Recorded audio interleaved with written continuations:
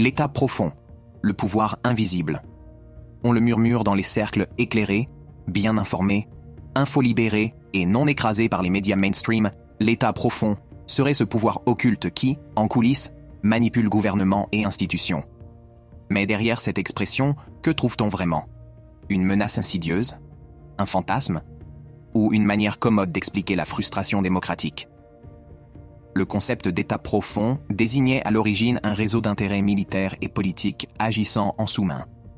Transposé dans les démocraties occidentales, il prend une coloration plus vague. On y voit une nébuleuse de bureaucrates, de hauts fonctionnaires, de services de renseignement et de grandes entreprises qui, indépendamment du suffrage universel, piloteraient discrètement les décisions majeures. Loin d'être une révélation fracassante, la notion d'État profond traduit avant tout une défiance croissante envers les institutions.